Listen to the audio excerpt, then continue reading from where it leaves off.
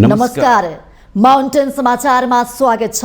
म सचिता बुढाथोकी र म खगेन्द्र विष्ट। सुरुमा अहिलेसम्मका मुख्य समाचार।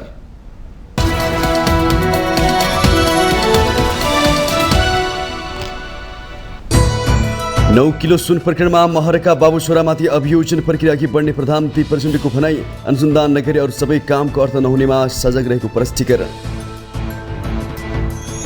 रोकिएको किता कार्ड खुला गर्ने गरी भू उपयोग नियमावली पारित। काठमाडौँ तराई मध्य स्रोत मार्गको विस्तृत परियोजना रिपोर्ट संशोधन गर्ने मन्त्री परिषदको निर्णय। संसद अवरुद्ध हुनुमा एकअर्कालाई दोष लगाएर दबाव बढाउने रणनीतिमा सत्ता र प्रतिपक्षी। सभामुख घिमिरे पनि विवादमा मुछिँदै राजनीतिक टकराव अझै बढ्ने सम्भावना। एमालेका अध्यक्ष ओलीद्वारा प्रतिनिधि सभा विघटन गर्ने निर्णयको फेरि पनि बचाउ। वामपन्थी आन्दोलन समाप्त पार्ने योजना असफल बनाइदिएको जिकिर। नेपाल आयल निगमले बढायो पेट्रोलियम पदार्थको मूल्य। पेट्रोल 5 तथा डिजेल र मट्टी तेलको 14 रुपियाँले महँगियो। पेट्रोलको मूल्य प्रति लिटर 175 रुपियाँ। बहुध्रुवीय विश्व व्यवस्थाको स्थिर विकासमा रुसी राष्ट्रपति पुटिनको जोड। युक्रेनमा अरबौं डलर खनाएर पश्चिमी राष्ट्रले द्वन्द्व अझै चर्काउँदै लगेको आरोप। र स्पेन पहिलो पटक फिफा महिला विश्वकप फुटबल 2023 को फाइनलमा अन्तिम 10 मिनेटमा 3 गोल भएको रोमाञ्चक खेलमा स्विडेन 2-1 गोल अन्तरले पराजित।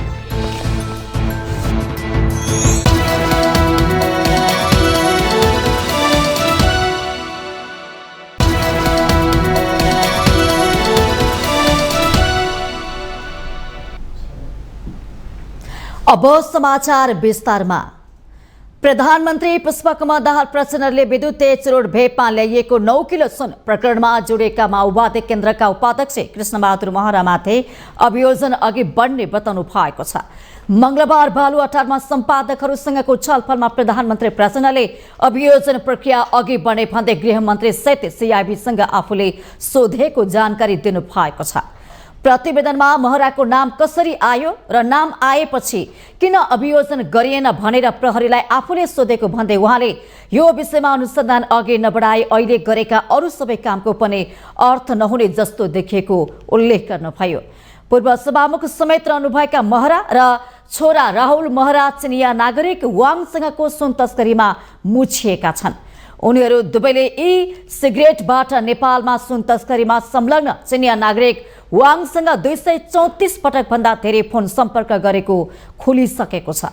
प्रहरीको प्रतिवेदनमा उक्त कुरा उल्लेख भए पनि महरालाई मुद्दा चलाइएको छैन।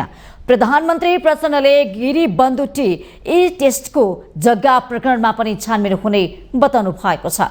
केपी शर्मा ओली नेतृत्वको सरकारले झापा बिर्तामोड स्थित गिरी बन्धु टी टेस्टको नाममा रहेको 342 बिघा 19 कट्ठा 12 धुर जग्गा सट्टा भर्ना गर्ने दिने गरी भूमि सम्बन्धी ऐनको 8औं संशोधन गरेको थियो। अर्को एक प्रसङ्गमा प्रधानमन्त्री प्रचण्डले आफ्नो चीन भ्रमणका क्रममा हुन सक्ने केही प्रस्तावको बारेमा जानकारी दिनु भएको छ। संयुक्त राष्ट्र संघको महासभामा भाग लिएर त्यतैबाट चीन जान लाग्नु भएका प्रधानमन्त्री प्रचण्डले चीनसँग केर्यु र किमाथाङ्कामा क्रस बोर्डर ट्रान्समिसन लाइन निर्माणको आग्रह गर्ने तयारी भइरहेको बताउनु भएको छ।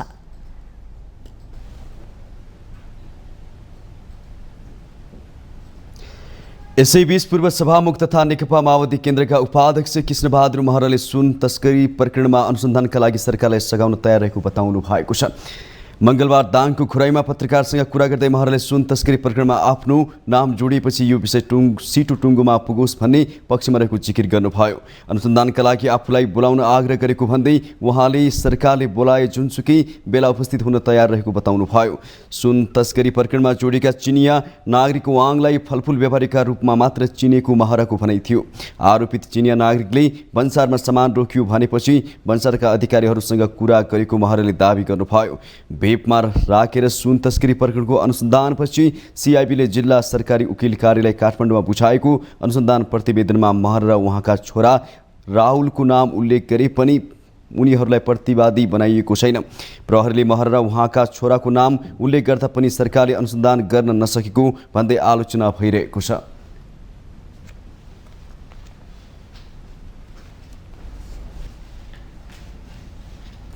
सरकारले रोकिएको किता कार्ड खुला गर्ने गरी भू उपयोगको नियमावली पारित गरेको छ। सिंहदरबारमा मंगलबार बसेको मन्त्री परिषदको बैठकले रोकिएको किता कार्ड, नामसारी लगायतका सबै काम फुकाउने गरी भू उपयोगको नियमावली पारित गरेको हो। नियमावली पारित भएसँगै किता कार्डमा देखिएका अप्ठ्यारा र झमेलाबाट मुक्त भई सहज रूपमा काम अघि बढ्ने विश्वास गरिएको छ।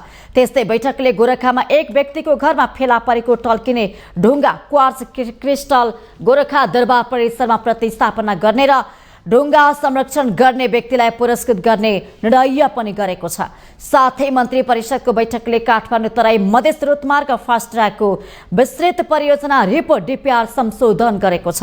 द्रुतमार्गको डीपीआर परिवर्तन भएसँगै करिब 2 अर्ब लागत घट्ने बताइएको छ। डीपीआर परिवर्तन गरिएपछि द्रुतमार्गका केही घुम्ती कम भएर सिधा हुने बताइएको छ। द्रुतमार्गको लम्बाइ 72.5 किलोमिटर छ। निर्माण सुरु भएको 6 वर्षमा भौतिक प्रगति 25.54% मात्रै छ। 6 वर्षमा 52 अर्ब 89 करोड रुपियाँ खर्च भइसकेको छ। 2081 मङ्सिरसम्म काम सक्ने भने पनि नसकिने देखेपछि 83 चैतसम्म मन्त्री परिषदबाट निर्णय गराएर आयोजनाको म्याद थप गरिएको छ।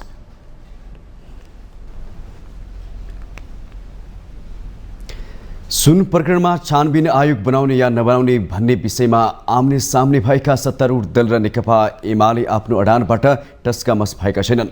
संसद अवरुद्ध हुनुमा एकले अर्कालाई दोषारोपण गरिरहेका दुई पक्ष एक अर्काप्रति दबाव बढाउने रणनीतिमा छन्, जसका कारण संसदको गतिरोध तत्काल खुल्ने छाड देखिँदैन। सभामुख देवराज घिमिरे पनि विवादको घेरामा पर्ने देखिनुहुन्छ। एक रिपोर्ट। सुन प्रकरणमा छानबिन समिति गठन गर्नुपर्ने मागबाट नेकपा एमाले पछि हट्ने छाटकाट देखिँदैन। छानबिन समितिसँगै गृहमन्त्री र अर्थमन्त्रीले राजीनामा दिनुपर्ने माग गर्दै आएको उसले अब प्रधानमन्त्रीको समेत राजीनामा माग्न थालेको छ। यसले संसदमा जारी अवरोध लम्बिने र राजनीतिक टकरावतर्फ जाने निश्चित जस्तै देखिन्छ। प्रधानमन्त्री पनि यति अयोग्य, यति नालायक, यति भ्रष्ट सरकारको त्यस्तो भ्रष्टताको चाङमाथि उभिएर म नेतृत्व गर्छु भन्न अप्ठ्यारो हुनुपर्ने, उहाँले आफै राजीनामा गर्नुपर्ने हो। गृहमन्त्री अर्थमन्त्रीहरूले त राजीनामा नगरेर कसरी बस्न सकेको 8औं कि 9औं आश्चर्य भन्नुपर्छ यसलाई। एमाले जति कडा रूपमा उत्रिए पनि सरकार कुनै हालतमा छानबिन समिति नबनाउने पक्षमा देखिन्छ। सिआइबीले काम गरिरहेका बेला समिति बनाए अनुसन्धान नै प्रभावित हुने उसको जिकिर छ। संसद खुलाउने विषयमा सरकारले एमालेसँग एकान्त संवाद गरे पनि थप छलफलका लागि अग्रसर देखिँदैन।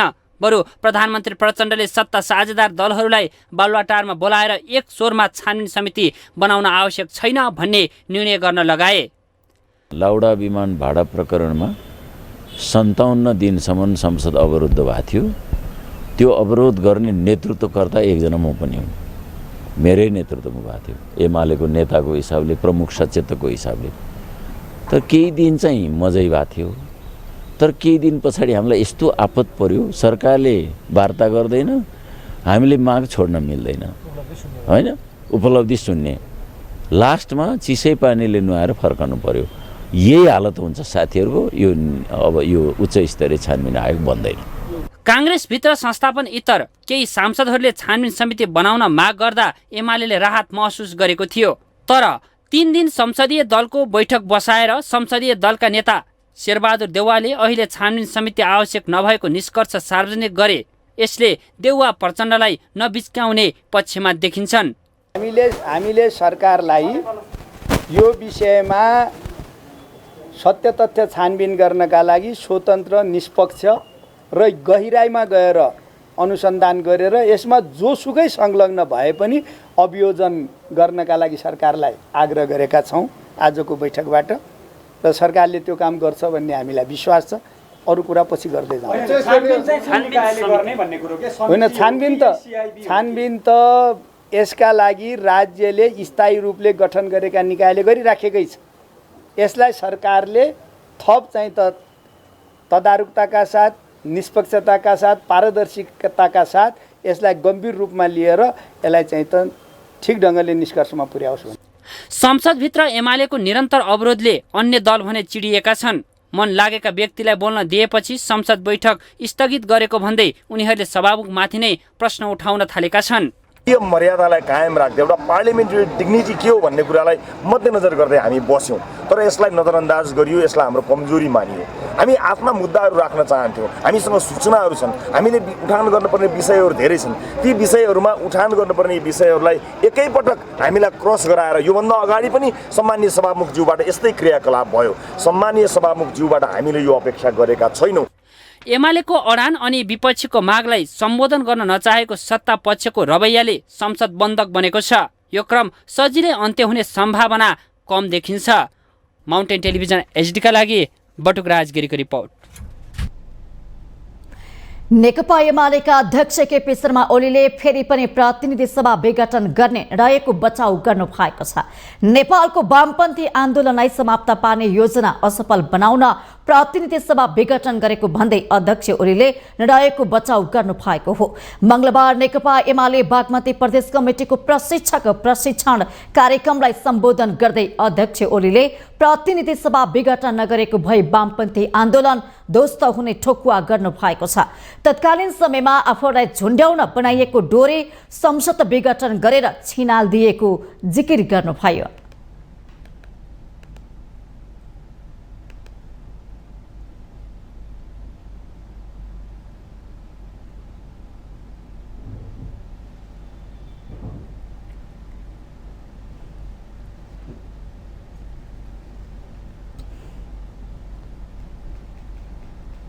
हामीलाई झुन्ड्याउन जुन डोरी उनीहरूले तयार गरेका थिए त्यो डोरी हामीले छिनाल्दियौँ। पुष 5 गतेको कदम भनेको त्यही। हामीलाई झुन्ड्याएर मार्ने जुन डोरी उनीहरूले बनाएका थिए त्यो डोरी हामीले काट्दियौँ। उनीहरूले जे योजना गरेका थिए वर्षौँदेखि उनीहरूलाई त्यही डर थियो प्रतिनिधि सभा भङ्ग गरेर अर्को बाटो लिने हुन् कि भन्ने। नेपालमा वामपन्थी आन्दोलन परिवर्तनकारी आन्दोलन समाप्त पार्ने जुन योजना थियो त्यस योजनालाई हामीले त्यसको फेरि प्रत्यक्ष सम्बन्ध छैन। त्यो संसद आफू के त्यो संसद आफैमा त्यसको अस्तित्व त्यस्तो थियो होइन। त्यसका क्रियाशील पात्रहरू जो थिए उनीहरूको षड्यन्त्र र त्यसको पृष्ठभूमिमा भागमा बसेका पुतली नचाउने कुसुलेहरू जो थिए। अध्यक्ष ओलीले वामपन्थी आन्दोलन समाप्त पार्नको लागि हदैसम्म गिरेका माधव कुमार नेपालले 2 तिहाईको कम्युनिस्ट सरकार ढालेर प्रतिक्रियावादी र दक्षिणपन्थी सरकार बनाउन भोट दिएको आरोप लगाउनु भयो। यति तल गिरे, अदालत गए, कहाँ गएनन्, के गरेनन् उनले र प्रतिक्रियावादी दक्षिणपन्थी सरकार बनाए। 2 तिहाई कम्युनिस्ट पार्टीको सरकार ढालेर यो पार्टीमा बस्दा बस्दै यसको वरिष्ठ नेता हुँदाहुँदै पछाडिको सिटमा बसेर पछाडिको ढोकाबाट घोसे मुन्टो लाएर लुसुक्क गरेर हाम्रो सरकार गिराउन भोट दिए।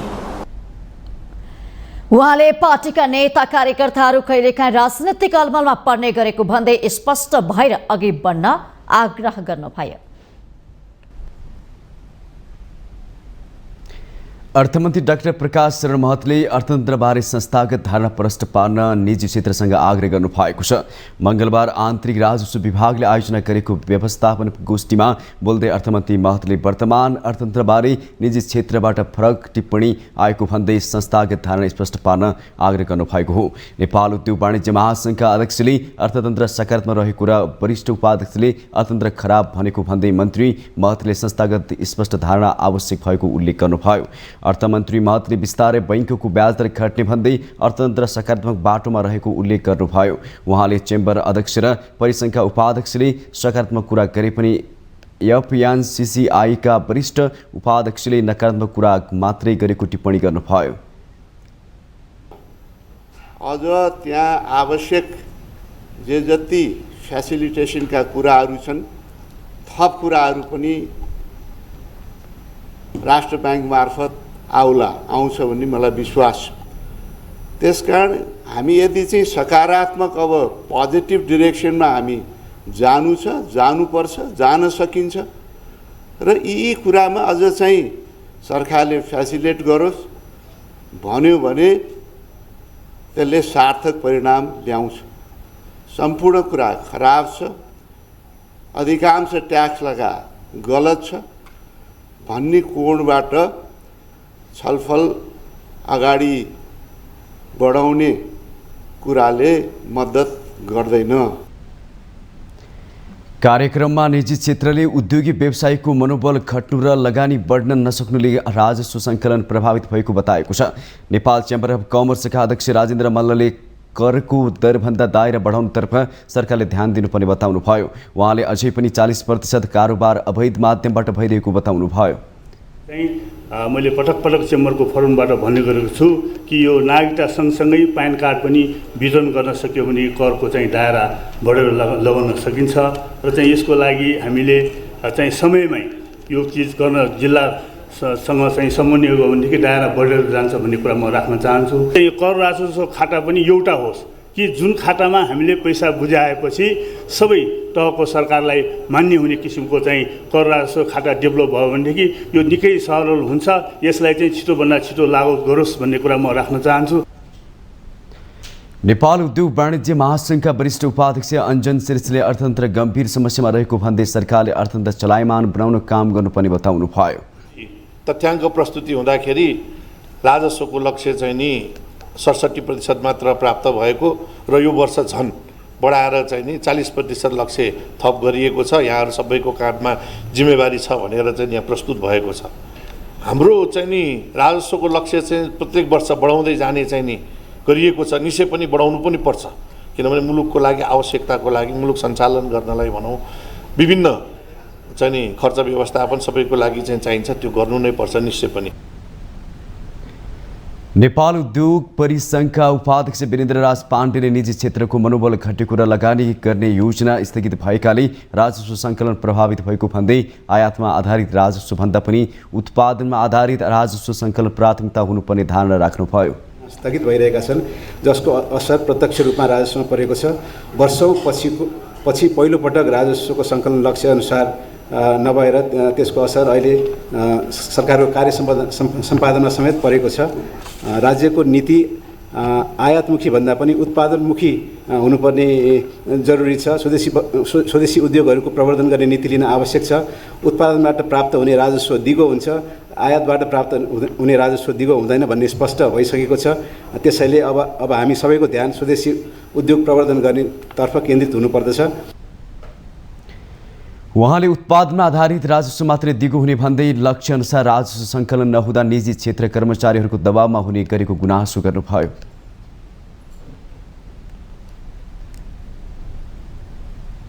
माउन्टेन समाचारमा पालो भएको छ ब्रेकको।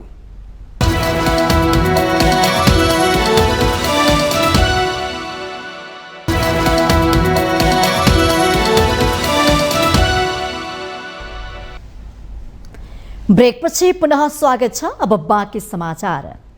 राष्ट्रिय विपद जोखिम न्यूनीकरण तथा व्यवस्थापन प्राधिकरणको प्रभावकारितामाथि प्रश्न उठ्न थालेको छ। प्राधिकरण क्षतिको तथ्याङ्क सङ्कलनमा मात्रै सीमित रहेको, विपद व्यवस्थापनमा प्रभावकारी काम हुन नसकेको, सरकारवाला निकाय संघको समन्वय फितलो भएको र बोक्नै नसक्ने बोझ उठाउन खोजेको कारण राष्ट्रिय विपद जोखिम न्यूनीकरण तथा व्यवस्थापन प्राधिकरणको काममा सन्तोष गर्न सकिने आधारहरू नभएको विज्ञहरूको तर्क छ। एक रिपोर्ट। नेपालमा प्रकोपजन्य विपद व्यवस्थापनमा प्रभावकारी ढंगले काम हुन नसकेको भन्दै राष्ट्रिय विपद जोखिम न्यूनीकरण तथा व्यवस्थापन प्राधिकरणको पुनः संरचना गर्नुपर्ने आवाज उठ्न थालेको छ। विपद जोखिम न्यूनीकरण तथा व्यवस्थापन सम्बन्धी केन्द्रीय स्रोत निकायको रूपमा काम गर्ने जिम्मेवारी पाएको प्राधिकरण तथ्याङ्क संकलनमा मात्रै सीमित भएको गुनासो पनि आउन थालेको छ। सरकारी संयन्त्रहरू बीच आवश्यक समन्वय हुन नसक्दा विपद जोखिम न्यूनीकरण, पूर्व तयारी, प्रतिकार्य र पुनः स्थापनामा प्रभावकारी काम हुन नसकेको गुनासो उनीहरूको छ। बाढी पहिरोबाट विस्थापित हुनेहरूको संख्या पनि प्रत्येक वर्ष थपिँदै जान्छ, तर विस्थापितहरूको व्यवस्थित पुनः स्थापना हुन कहिल्यै सकेन। त्यसका लागि प्राधिकरणले प्रभावकारी काम गर्न नसकेको ठहर उनीहरूको छ। तल्लो तहमा जहाँ काम हुनुपर्ने त्यहाँ चाहिँ प्राधिकरणको उपस्थिति खासै देखिँदैन। विपदको प्रतिकारी अथवा व्यवस्थापन जोखिम न्यूनीकरण गर्न सबैको साझेदारी, सबैको सहकार्य चाहिन्छ भन्ने अवधारणा छ। त्यसैले स्थानीय सरकार, प्रदेश सरकार, सङ्घ सरकार तिनै तहलाई चाहिँ यो जिम्मेवारी दिएको छ, तहगत छ, सबैलाई छ। यसैको एकद्वार नीति गर्ने, यसलाई लिड गर्ने, कोर्डिनेट गर्ने काम प्राधिकरणले गर्नुपर्ने हो। तर त्यो वान डोर सिस्टममा लिड गरेको देखिँदैन। प्राधिकरणले बोक्नै नसक्ने बोझ उठाउन खोजेको टिप्पणी पनि सुनिन थालेको छ। प्राधिकरण बहुप्रकोपीय जोखिमको विश्लेषण गर्दा भन्दा पनि बाढी प्रभावितको संख्या मात्रै गणनामा केन्द्रित भएको जस्तो देखिएको छ। प्राधिकरणसँग विभिन्न 25 प्रकारका जिम्मेवारी छ। संघीय राजधानी काठमाडौँमा बनेका संरचनाहरूको जोखिम मूल्याङ्कन गर्न नसकेको र ती जोखिमयुक्त संरचनाबाट बेखबर जस्तै छ राष्ट्रिय विपद जोखिम न्यूनीकरण तथा व्यवस्थापन प्राधिकरण। मैले प्राधिकरण चाहिँदैन भनेको होइन, प्राधिकरण आवश्यक छ, तर के प्राधिकरणको स्तर वृद्धि गर्नु पर्यो, स्तरोन्नति गर्नु पर्यो होइन, र त्यसको रिस्ट्रक्चरिङ गर्नु पर्यो होइन। यथास्थितिमा राख्ने हो भने प्राधिकरणले लिएका चाहिँ कतिपय जिम्मेवारीहरू चाहिँ लाई फेरि पुनरावलोकन गरेर कुन कुन निकायमा त्यसलाई राख्ने हो त्यो अनुसारको चाहिँ नीतिगत निर्णय चाहिँ गरेर ऐनमा चाहिँ आवश्यक संशोधन गर्नुपर्ने, नियममा आवश्यक संशोधन गर्नुपर्ने मैले देख्दछु म्याडम। प्राधिकरणलाई गृह मन्त्रालय मातहत राखिएकाले प्रभावकारी काम देख्न नसकिएको परिचालन गर्ने सुरक्षा संयन्त्र गृह मन्त्रालय मातहत हुनु र समन्वयको जिम्मेवारी प्राधिकरणका कार्यकारी निर्देशकलाई दिनुले आपसमा अधिकार क्षेत्रको लडाईँमा प्रभावकारी काम देखिन नसकेको विश्लेषण पनि हुने गरेको छ। हामीले विपद भइरहेको बेलामा एउटा इन्सिडेन्ट कमान्ड गर्ने कमान्डरको रूपमा हामीले चाहिँ विपद जोखिम न्यूनीकरण र व्यवस्थापन राष्ट्रिय प्राधिकरणका प्रमुख कार्यकारीलाई लिने गरेका छौँ। तर त्यो कार्यकारीले समन्वय गर्ने खालको कुराले त्यो इन्सिडेन्ट कमान्डिङ हुन गइरहेको छ भन्ने जस्तो चाहिँ मलाई लाग्दैन। त्यसो भएको हुनाले एउटा चाहिँ यसको स्थापना कालदेखि नै यसको अस्तित्वमै प्रश्न उठाइएको कुरा हो र अर्को कुरा चाहिँ साधन स्रोत आदि इत्यादिका हिसाबले चाहिँ यसले आङ फुकाएर काम गर्न सकेको अर्को कुरा हो र यो गृह मन्त्रालय अन्तर्गत राखेर हुन्न रहेछ। यो चाहिँ प्रधानमन्त्री कार्यालय अन्तर्गत राख्नुपर्ने रहेछ। त्यस कारणले गर्दाखेरि यो प्रधानमन्त्रीको कार्यालय अन्तर्गत राख्ने गरिकन लिएर नगएसम्म प्राधिकरणले त्यति चाहिँ आहा भन्ने प्रकारको काम गर्न सक्दैन नै जस्तो लाग्छ। विक्रम सम्वत 2074 असोज 9 गते संसदबाट पारित भएको विपद जोखिम न्यूनीकरण ऐन कार्तिक 5 गते राष्ट्रपति कार्यालयबाट प्रमाणीकरण भएको हो। तर ऐनले परिकल्पना गरेको विपद जोखिम न्यूनीकरण र व्यवस्थापन राष्ट्रिय प्राधिकरण 2 वर्षपछि मात्रै गठन भएको हो।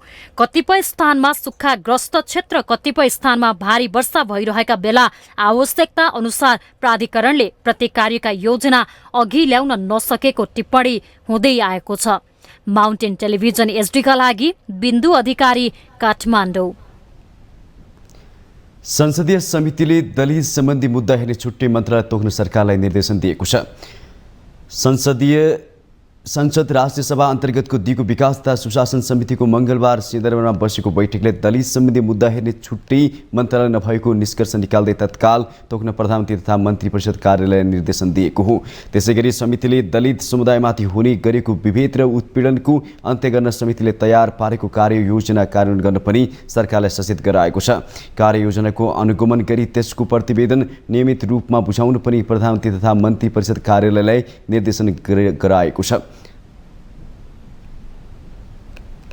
दिगो विकास तथा सुशासन समितिको तर्फबाट तयार पारिएको कार्ययोजना आवश्यक सुझाव र परिमार्जन सहित कार्यान्वयन गर्न सम्बन्धित नेपाल सरकार, सम्बन्धित मन्त्रालय निकायहरूलाई निर्देशन दिने गरिएको छ, निर्णय गरिएको छ। यसैगरी प्रस्तावित उक्त कार्ययोजना कार्यान्वयन र यसको अनुगमनका लागि चाहिँ प्रधानमन्त्री तथा मन्त्री कार्यालयले समन्वय गर्न र नियमित रूपमा यसको चाहिँ प्रतिवेदनहरू समितिलाई पठाइदिन पनि हामीले निर्देशन गरेका छौँ। प्रधानमन्त्री तथा मन्त्री परिषद कार्यालयका सचिव विनोद प्रकाश सिंहले समितिले दिएको निर्देशन पालना गर्न सरकार प्रतिबद्ध रहेको बताउनुभयो। 80-90% तिर काम गर्छन्। 20 वर्ष हामीले केही समाधान गर्नुपर्ने अथवा त्यहाँ विधान गर्नुपर्ने, परिमाण गर्नु थप गर्नुपर्ने, तर ती पनि लागू हुन सकेन। कतिपय ठाउँमा तिनीहरूलाई पनि हाम्रो ध्यान पुग्न सकेन, सामाजिकमा ध्यान पुग्न सकेन, त्यो पोलिटिकलमा ध्यान पुग्न सकेको छैन र स्वाभाविक रूपमा राज्य संयन्त्र सञ्चालन गर्ने कर्मचारी तन्त्र र र जनप्रतिनिधिहरूबाट पनि जसरी सायद हुनसक्थ्यो त्यो नभए कि अझ पनि, किनभने हामी अहिले यस्तो गणतन्त्रमा आएको पनि यत्रो वर्ष भइसक्यो। अब हिजोको दिन 1000वटा हुन्थे, आज 500वटा छन् भनेर शङ्का गरेर बस्या हो कि कतिपय ठाउँमा, सायद हामी त्यो पनि नहुनु पर्ने। यसअघि बैठकमा राष्ट्रिय सभाका सांसद वामदेव गौतमले जातीय विभेद र उत्पीडन गर्नेहरूमाथि आजीवन कारावासको सजाय दिने कानुन बनाउन सरकारसँग माग गर्नुभएको थियो। अब पीडकलाई सम्झाएर बुझाएर नहुने भन्दै गौतमले कठोर कानुन आवश्यक रहेको तर्क गर्नुभयो। छैन, कानुन भनेको बल हो, त्यो बल प्रयोग हुनुपर्छ। अहिले जे जति कानुनहरू बनेका छन् संविधानले पनि अधिकार दिने भनेर भन्छ, तर त्यो दण्डनीय अधिकार हो, गम्भीर अपराध हो भनेर भन्ने पनि उल्लेख शब्दहरू परेका छन् संविधानमा, तर कानुनमा त्यस्तो किसिमको छैन र कानुनै बन्नुपर्छ। सांसद गौतमले जातीय विभेद गर्नेहरूको सम्पत्ति कब्जा गरेर सरकारले पीडितलाई तत्काल राहत दिने व्यवस्था गर्नुपर्ने तर्फ पनि ध्यानकर्षण गराउनु भयो।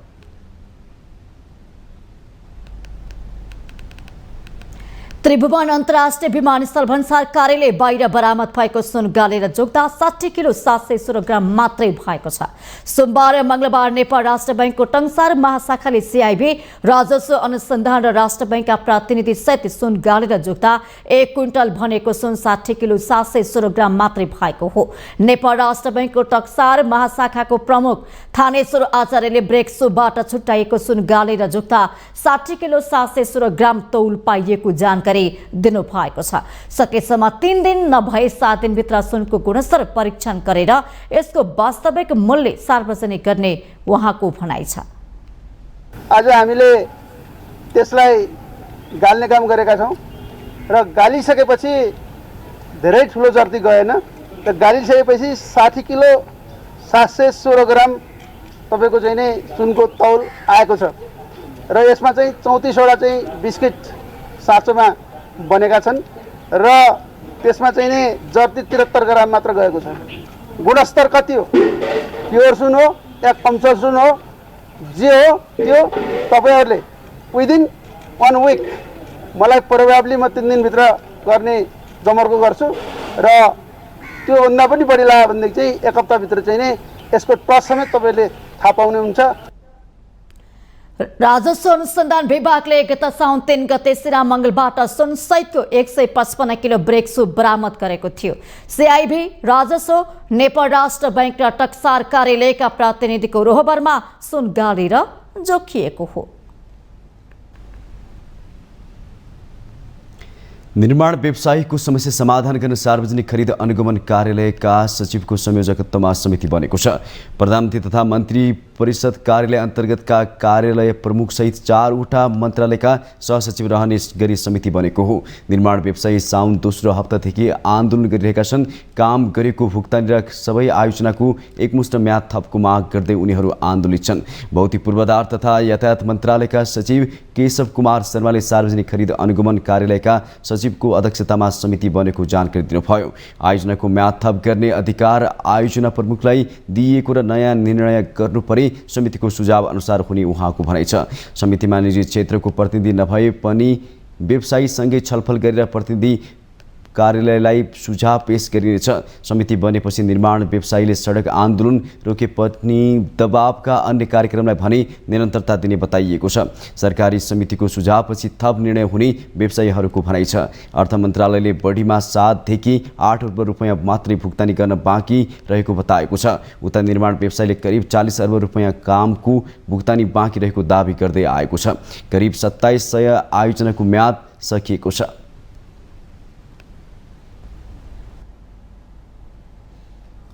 कर्णाली पर्यटन उद्यमी समाजले दिउँसो 12 बजेपछि कर्णालीमा हवाई उडान हुन नदिने नागरिक उड्डयन प्राधिकरणको निर्णय सच्याउन माग गरेको छ।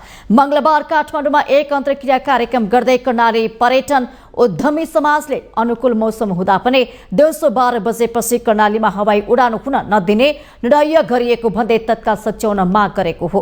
प्राधिकरणले निर्णयले कर्णालीका जनता, विद्यार्थी, कर्मचारी, पर्यटक तथा दैनिक उपभोग्य सामग्रीको ओसार प्रसारमा समस्या भएको छ।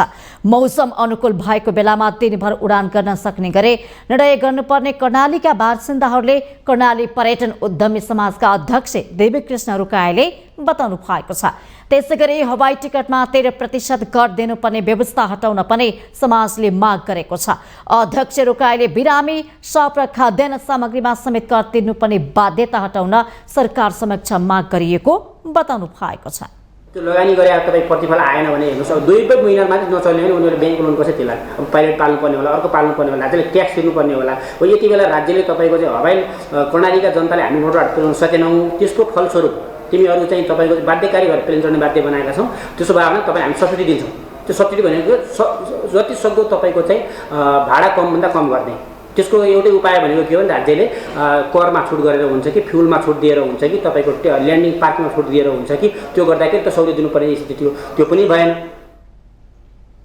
त्यसैगरी भारतीय पर्यटकहरूलाई नेपाली बाटो हुम्लाको हिल्सा हुँदै मानव सरोवरसम्म जान दिनको लागि चीन सरकारसँग कूटनीतिक पहल गर्न पनि सरकारसँग माग गरिएको छ। कर्णालीका हिमालहरू पहिचान गरी पर्यटकहरूलाई आरोहणका लागि खुला गर्नुपर्ने, रारा पर्यटन विकास प्राधिकरण वा कर्णाली विकास बोर्डको स्थापना गर्नुपर्ने लगायतको माग गरिएको छ। माउन्टेन समाचारमा पालो भएको छ अर्को ब्रेकको।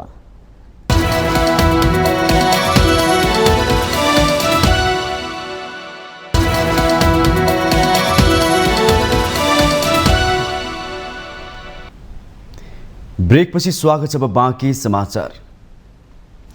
देशकै पुरानो र ठूलो त्रिभुवन विश्वविद्यालय गरिमा जोगाउन सङ्घर्ष गरिरहेको छ।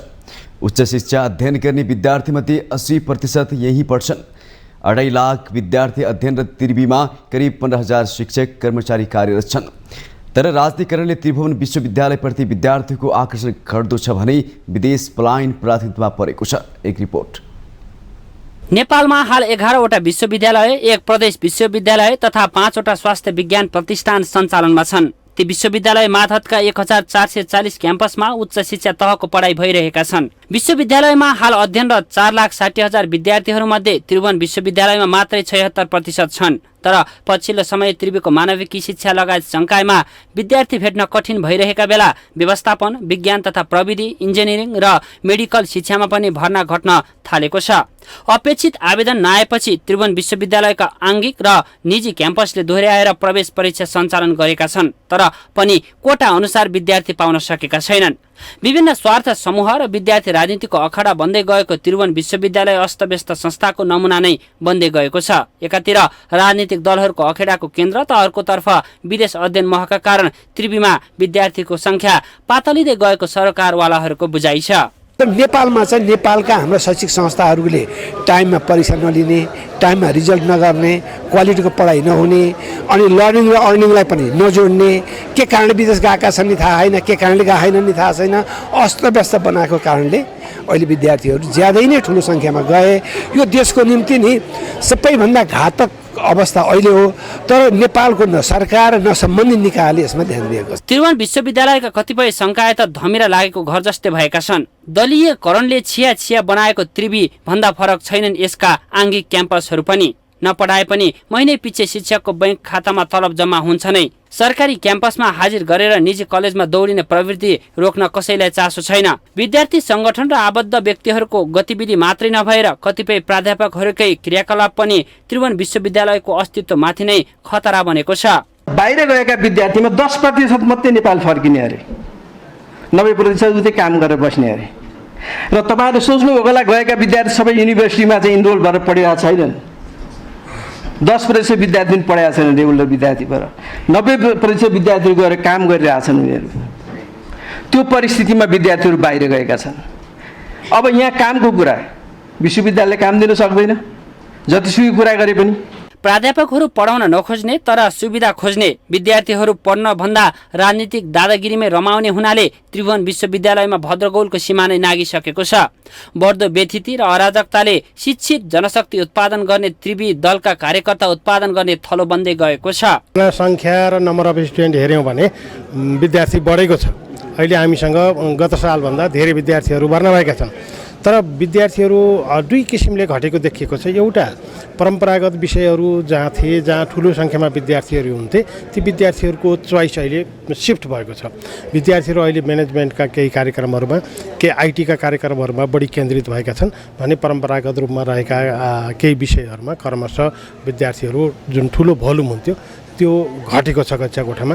कठोर अनुगमन र नियमन गर्दै त्रिवीलाई सही ट्र्याकमा हिँडाउने जिम्मा पाएको नियामक निकायले नै विश्वविद्यालयहरूलाई गलत मार्गमा डोर्याइरहेको छ, जसले गर्दा त्रिभुवन विश्वविद्यालयमा विद्यार्थीहरूको आकर्षण घट्दै जानु स्वाभाविक भइसकेको छ। माउन्टेन टेलिभिजन एचडीका लागि बटुक राजगिरीको रिपोर्ट।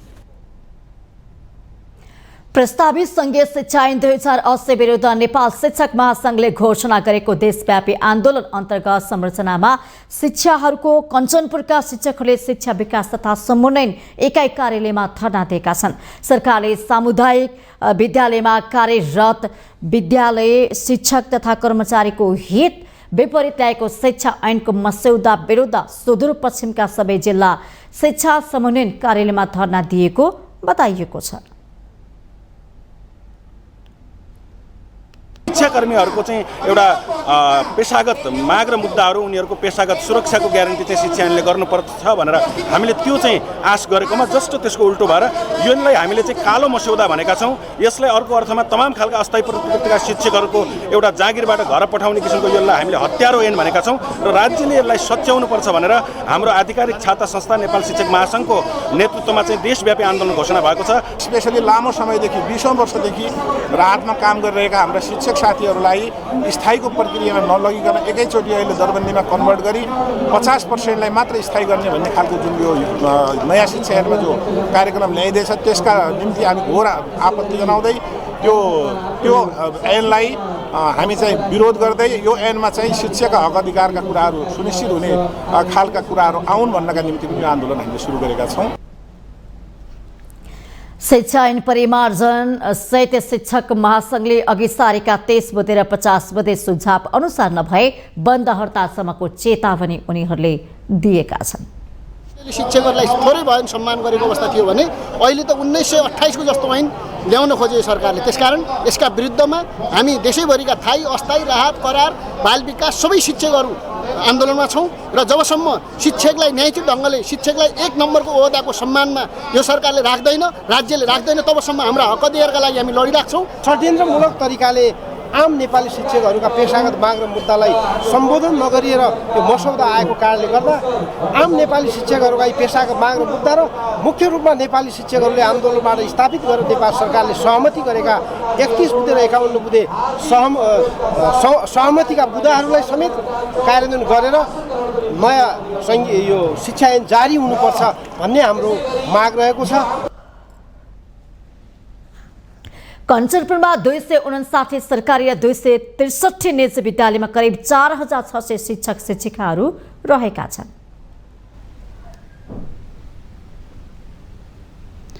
सप्तकोशी नदीमा आएको बाढीले सुनसरीको श्रीलङ्का टापुमा तीव्र रूपमा कटान गरिरहेको छ। पूर्वी पहाडी जिल्लाहरूमा लगातार पानी परेपछि कोशीमा आएको बाढीले सुनसरीको बृहत क्षेत्र नगरपालिका वडा नम्बर 6 र 9 मा पर्ने टापुमा कटान सुरु गरेको हो। कटान भएसँगै श्रीलङ्का टापुका 1 दर्जन घर सार्न सुरु गरिएको छ। टापुमा असारदेखि नै कोशीले सामान्य कटान गर्दै आएको थियो। बाढीसँगै कटान तीव्र हुँदै गएको छ। अहिले 1 किलोमिटरभन्दा बढी कटान भइसकेको स्थानीयले बताएका छन्। आइतबार रातिदेखि सप्तकोशी नदीमा आएको बाढीले पश्चिमतर्फको भूभाग कटान गर्दा श्रीलङ्का टापुका 500 घर परिवार बाढीको उच्च जोखिममा परेका छन्। सोमबार कोशी कटान क्षेत्र श्रीलङ्का टापुका स्थानीय वासीहरूसँग प्रकोपको पूर्व तयारीबारे बृहत क्षेत्र नगरपालिकाले छलफल गरेको थियो। बृहत क्षेत्र नगर प्रमुख रमेश कार्कीसहित सुनसरीका प्रमुख जिल्ला अधिकारी हुमकला पाण्डे लगायत जिल्लाका 3 वटै सुरक्षा निकायका प्रमुखसहित टापु पुगेका थिए। नगर प्रमुख कार्कीले कोशी कटानलाई नियन्त्रण गर्न तत्काल जिल्ला प्रशासन र गृह मन्त्रालय मार्फत बिहार सरकारको ध्यानाकर्षण गराउन आग्रह गर्नुभएको छ। प्रदेश सरकार सङ्घीय सरकार मार्फत नगरपालिकाले पनि कटान नियन्त्रणका लागि काम तत्काल थालेर सरकारका सम्पूर्ण निकायहरू कोशी कटान नियन्त्रणमा लाग्नुपर्ने नगर प्रमुख कार्कीको भनाइ छ। सप्तकोशी कटानका कारण सुनसरीको बराज क्षेत्र नगरपालिका, कोशी उदयपुरको बेलका नगरपालिका र सप्तरीको कङ्काली हनुमान नगरपालिका, कोलारी तिलाठी र छिन्नमस्टा नगरपालिकामा पर्ने दर्जनौं बस्तीहरू जोखिममा रहेको छन्। पानीको बहाव बढेपछि ब्यारेजको 56वटै ढोका खोलिएको थियो।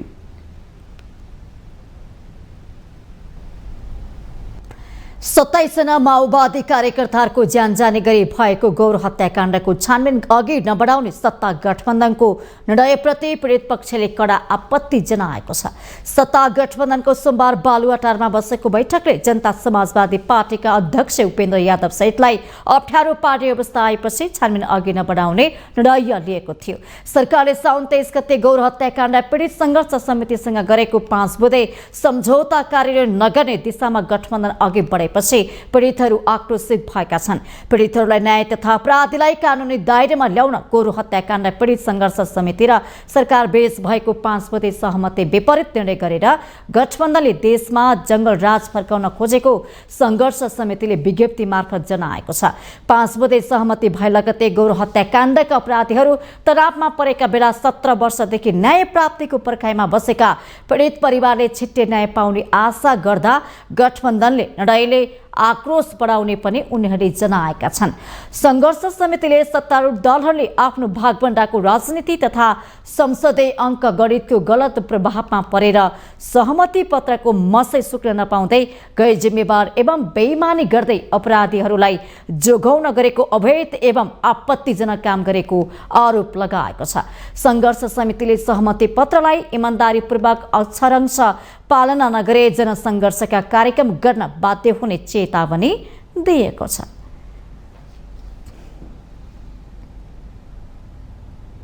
हामीसँग आर्थिक अन्तर्राष्ट्रिय र खेल समाचार बाँकी नै छन्। माउन्टेन समाचारमा पालो भएको छ ब्रेकको।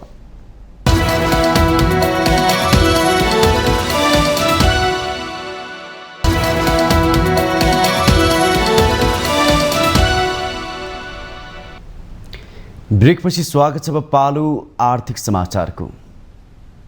आर्थिक समाचारको साथमा जगदम्बा सुपर साइन तथा ग्याल्बा प्लस जीवनभरको भरोसा। रिद्धि सिद्धि सिमेन्ट रोबोटिक ल्याबमा बनेको स्मार्ट सिमेन्ट।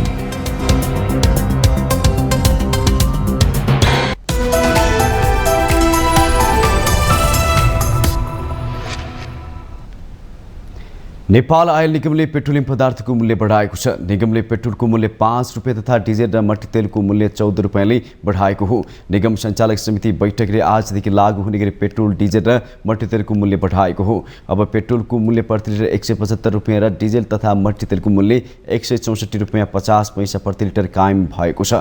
इन्डियन आयल कर्पोरेसनबाट खरिद मूल्य बढेर आएकोले नेपालमा पनि मूल्य वृद्धि गरिएको निगमले जनाएको छ।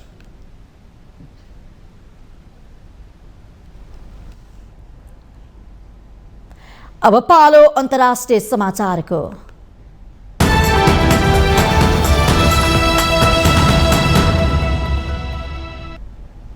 रूसी राष्ट्रपति भ्लादिमिर पुटिनले बहुध्रुवीय विश्व व्यवस्थाको स्थिर विकासमा जोड दिनु भएको छ। विश्वले नयाँ बहुध्रुवीय विश्व व्यवस्थाको निरन्तर सुदृढीकरण खोजिरहेको भन्दै पुटिनले यसको स्थिर विकासमा जोड दिनु भएको हो। मस्कोमा आयोजित अन्तर्राष्ट्रिय सुरक्षा सम्बन्धी 11औं सम्मेलनमा राष्ट्रपति पुटिनले बहुध्रुवीयतातर्फ विश्वव्यापी परिवर्तनको चर्चा गर्दै अधिकांश देशहरू आफ्नो सार्वभौम सत्ता दावी गर्न र आफ्नो राष्ट्रिय हित, परम्परा, संस्कृतिको रक्षा गर्न तयार रहेको उल्लेख गर्नुभयो। बहुध्रुवीय विश्व व्यवस्थाले स्थिर र दिगो विश्वव्यापी विकासमा योगदान पुर्याएको भन्दै राष्ट्रपति पुटिनले यसबाट सामाजिक, आर्थिक, प्राविधिक र वातावरणीय चुनौतीहरूको समाधान गर्न मद्दत गर्ने विश्वास व्यक्त गर्नुभयो। हाल विश्वभर नयाँ द्वन्द्व उक्साउने र विद्यमान द्वन्द्वलाई बढाउने प्रयास गर्नेहरूले राष्ट्रहरूलाई विभाजन गरेर शक्ति केन्द्रको आज्ञाकारी बनेको र अन्य राज्यहरूको स्रोतको दोहन गरेर मानव त्रासदीबाट फाइदा लिन खोजिरहेको पुटिनको आरोप छ। उहाँले अमेरिकाको इन्डो पेसिफिक रणनीतिको आलोचना गर्नुभयो। नेटो सदस्य राष्ट्रहरूले सक्रिय रूपमा आक्रामक क्षमताको निर्माण गरिरहेको र अन्य राज्यहरूमा दबाब दिन सैन्य तथा गैर सैन्य माध्यमहरू प्रयोग गरिरहेको राष्ट्रपति पुटिनले आरोप लगाउनु भएको छ। युक्रेनमा अरबौं डलर लगानी गर्दै सैन्य उपकरण आपूर्ति गरेर पश्चिमी राष्ट्रहरूले द्वन्द्वलाई अझ चर्काउँदै लगेको र अन्य देशहरूलाई यसमा तानिरहेको पुटिनको दाबी छ। रुसको दक्षिणी क्षेत्र डागेस्तानको एक पेट्रोल पम्पमा विस्फोट पछि भएको आगलागीमा परि कम्तीमा 35 जना मानिसको मृत्यु भएको छ भने दर्जनौं घाइते भएका छन्। अधिकारीहरूका अनुसार मृत्यु हुनेमा केही बालबालिका समेत रहेका छन्। आगोको रापका कारण गम्भीर घाइते भएकाहरूलाई उपचारका लागि मस्को लगिएको बताइएको छ। क्यास्पियन सागरको तटमा रहेको क्षेत्रीय राजधानी मखाचकला शहरमा भएको विस्फोटको कारण भने हालसम्म खुल्न सकेको छैन। स्थानीय सञ्चार माध्यमहरूका अनुसार पेट्रोल पम्पमा फैलिनु अघि त्यहाँ नजिकै कार पार्किङ गरिएको क्षेत्रबाट आगो लाग्न सुरु भएको थियो। आगो नियन्त्रणमा लिन सयौं अग्नि नियन्त्रकहरूलाई 3 घण्टाभन्दा बढी समय लागेको बताइएको छ। सार्वजनिक भएको तस्बिरमा रातको समयमा ठूलो आगो लागेको देखिन्छ। घटनास्थल वरपर थुप्रै दमकलहरू देखिएका छन्। त्यहाँ करिब 260 जना आपतकालीन कर्मचारीलाई परिचालन गरिएको थियो। गम्भीर घाइतेलाई मस्को लैजानका लागि सरकारले एउटा विमान पनि तैनात गरेको मन्त्रालयले जनाएको छ। आगलागी 600 वर्ग मिटर क्षेत्रमा फैलिएको थियो।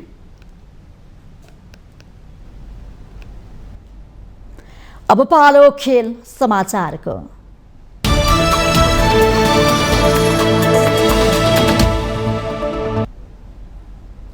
उपाधि दावेदार स्विडेनलाई पराजित गर्दै स्पेन फिफा महिला विश्वकप फुटबल 2023 को फाइनलमा प्रवेश गरेको छ। मंगलबार स्विडेनलाई 2-1 गोल अन्तरले पराजित गर्दै स्पेन महिला विश्वकपको इतिहासमा पहिलो पल्ट फाइनलमा प्रवेश गरेको हो। सुरुवाती 6 संस्करणमा अनुपस्थित स्पेन 7औं संस्करणमा समूह चरणबाट तथा गत संस्करणमा प्री क्वार्टर फाइनलबाट बाहिरिएको थियो। तर यसपटक स्पेनले शानदार प्रदर्शन गर्दै फाइनलमा पुग्न सफल भएको छ। न्युजिल्यान्डको अकल्यान्ड स्थित एडेन पार्कमा भएको खेलमा स्पेनको जितमा सालमा पारा लुएलो र ओल्गा कार्मोनाले गोल गर्दा स्विडेनकी रेबिका ब्लोमबिस्टको गोल सान्त्वना बन्यो। अन्तिम 10 मिनेटमा गोल हुँदा निकै रोमाञ्चक भएको खेलको 81औं मिनेटमा सालमाले गोल गर्दै स्पेनलाई 1-0 को अग्रता दिलाइन्। 88औं मिनेटमा स्विडेनकी रेबिका मारियाले गोल गर्दै खेललाई 1-1 गोलको बराबरीमा ल्याइन्। त्यसको 1 मिनेट भित्रै पछि नै ओल्गाले सुन्दर गोल गर्दै स्पेनलाई 2-1 को जित दिलाएर फाइनल पुर्याइन्। अब स्पेनले उपाधिको लागि इङ्ल्यान्ड र आयोजक अस्ट्रेलिया बीचको विजेतासँग खेल्नेछ। यी दुई टोली बीचको सेमी फाइनल बुधबार हुनेछ। नेपालले घरेलु मैदानमा हुने एसिया अन्डर 20 रग्बी सेभेन्समा उपाधि जित्ने लक्ष्यका साथ तयारी गरिरहेको छ। आगामी भदौ 1 गतेदेखि काठमाडौँमा हुने महिला र पुरुषको एसिया अन्डर 20 रग्बी सेभेन्सका लागि 1.5 महिनादेखि तयारी गरिरहेको नेपालका दुवै टोलीले उपाधि जित्ने लक्ष्यका साथ परिश्रम गरिरहेका छन्। दुवै टोलीले पोखरामा 45 दिनको बन्द प्रशिक्षण पनि गरिसकेका छन्। एक रिपोर्ट। घरेलु मैदानमा हुने एसिया अन्डर 20 रग्बी सेभेन्सका लागि श्रीलङ्का र क्यानाडामा दशकभन्दा बढीको अनुभवी प्रशिक्षक सन् विजय सिंघाले नेपालका दुवै टोलीलाई कडा प्रशिक्षण गराइरहेका छन्। पुरुषतर्फ नेपालको समूह बीमा बलियो टोली हङकङ सहित भारत र मलेसिया छन्। महिलातर्फ भने राउन्ड रोबिन लिगमा खेल हुनेछ।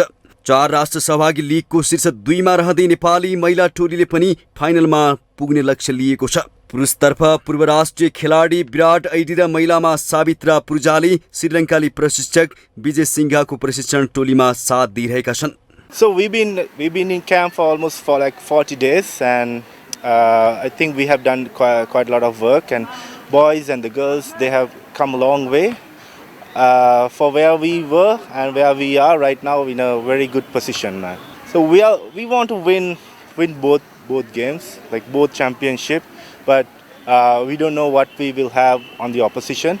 So we are trying to be our best at the tournament. So and hope that will be enough to win the championship. विश्व रग्बीको पूर्ण सदस्यता प्राप्त गरेपछि नेपालले एसियाली रग्बीको ठूलो प्रतियोगिता आयोजना गर्दैछ।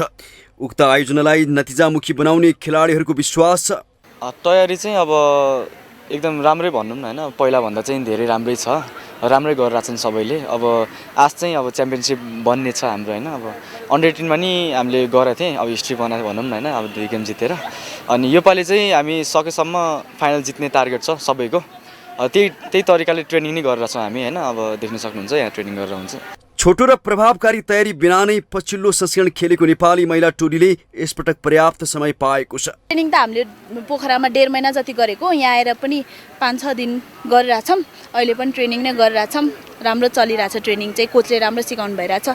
हाम्रो केटीहरूले पनि राम्रो ट्रेनिङ गरिरहेछ, आफ्नो 100% दिएर गरिरहेछ। हामीले सोचेको एचिभमेन्ट चाहिँ नेपाललाई एउटा ठाउँमा चिनाउने च्याम्पियनसिप, यो अन्डर-20 रग्बी नेपालमै हुन गइरहेको त्यो च्याम्पियनसिप भदौ 2 र 3 गतेको त्यो उठाउने भनेर हामीले त्यो टार्गेटले चाहिँ सोचेको छौँ, ट्रेनिङ गरेको छौँ। प्रतियोगिताको मिति नजिकै गर्दा नेपालले पनि तयारी अन्तिम चरणमा पुर्याएको छ। एसिया रग्बीको च्याम्पियनसिपको चाहिँ हामीले तयारी अब हामी लगभग अन्तिम चरणमा छौँ। मूलतः हामीले गर्नुपर्ने प्राविधिक तयारीहरू भइसकेको छ, ग्राउन्डको तयारी पनि भइरहेको छ, हाम्रो तर्फबाट टिम प्रिपरेसन भइरहेको छ र समग्रमा हाम्रो 11वटै टिमहरू चाहिँ अब रेडी अवस्थामा छन् र भोलिदेखि विदेशी टिमहरू नेपाल आउँदैछन्। भोलिबाट 18 तारिकसम्म टिमहरू आउनेछन्। 9वटा टिम विदेशी, 2वटा टिम हाम्रो 11वटा टिम हुनेछ र टिम प्रिपरेसनको हिसाबले, प्राविधिक हिसाबले, अन्य म्यानेजमेन्टको हिसाबले र सबै तयारी हामी अन्तिम चरणमा छौँ। लगातार एसियाको 2 ठूलो प्रतियोगिता सफलतापूर्वक आयोजना गर्दै एसिया रग्बीमा छाप छोड्ने नेपालको लक्ष्य छ। नेपाल हकी संघको आयोजना तथा एसिया हकीको प्राविधिक सहयोगमा मंगलबारदेखि 1 साताको ओलम्पिक सोलिडारिटी कार्यक्रम सुरु भएको छ। नेपाल ओलम्पिक कमिटीको 7 बाटो स्थित मुख्यालयमा सुरु भएको ओलम्पिक सोलिडारिटी कार्यक्रममा एसिया हकीका इभेन्ट म्यानेजर, डेभलपमेन्ट अफिसर तथा पाकिस्तानका पूर्व अन्तर्राष्ट्रिय खेलाडी जाहिद अली प्रशिक्षक रहेका छन्। कार्यक्रममा प्रशिक्षक, निर्णायक र संघका पदाधिकारी गरेर कुल 30 जना सहभागी भएका छन्। यसमा हकीको प्रशिक्षक तथा निर्णायकका प्राविधिक पक्षबारे प्रशिक्षण दिनेछ। यस्तै इभेन्ट्स म्यानेजमेन्ट बारे पनि प्रशिक्षण दिनेछ। नेपाल ओलम्पिक कमिटीका अध्यक्ष जीवनराम श्रेष्ठले प्रशिक्षणबाट उत्पादन हुने जनशक्तिले नेपालमा हकी खेलको पुनरुत्थानमा सहयोग गर्ने विश्वास व्यक्त गर्नु भएको छ।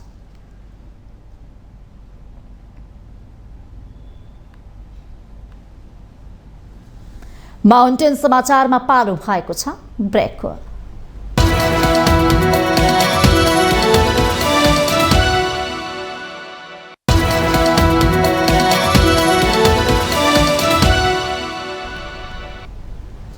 ब्रेकपछि स्वागत छ। यो सँगै हामी माउन्टेन समाचारको अन्त्यमा आइपुगेका छौँ। जाँदै मुख्य समाचार पुनः एकपटक।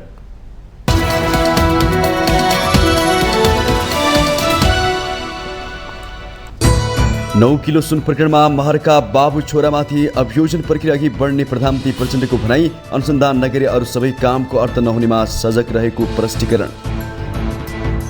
रोकेको किताबाट खुला गर्ने गरी भू उपयोग नियमावली पारित। काठमाडौँ तराई मधेस स्रोत मार्गको विस्तृत परियोजना रिपोर्ट संशोधन गर्ने मन्त्री परिषदको निर्णय। संसद अवरुद्ध हुनुमा एकअर्कालाई दोष लगाएर दबाव बढाउने रणनीतिमा सत्ता र प्रतिपक्ष। सभामुख घिमिरे पनि विवादमा मुसिँदै राजनीतिक टकराव अझै बढ्ने सम्भावना। एमालेका अध्यक्ष ओलीद्वारा प्रतिनिधि सभा विघटन गर्ने निर्णयको फेरि पनि बचाउ। वामपन्थी आन्दोलन समाप्त पार्ने योजना असफल बनाइदिएको जिकिर। नेपाल आयल निगमले बढायो पेट्रोलियम पदार्थको मूल्य। पेट्रोल 5 तथा डिजेल र मट्टी तेलको 14 रुपियाँले महँगियो। पेट्रोलको मूल्य 175 रुपियाँ। बहुध्रुवीय विश्व व्यवस्थाको स्थिर विकासमा रुसी राष्ट्रपति पुटिनको जोड। युक्रेनमा अरबौं डलर खनाएर पश्चिमी राष्ट्रले द्वन्द्व अझै चर्काउँदै लगेको आरोप।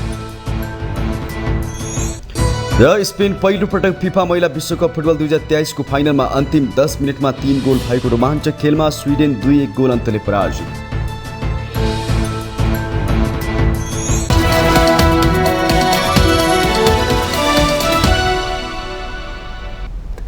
माउन्टेन समाचार अहिलेलाई सकियो। सत्य, तथ्य र निष्पक्ष समाचारको लागि माउन्टेन टेलिभिजन HD हेर्दै रहनुहोला। नमस्कार।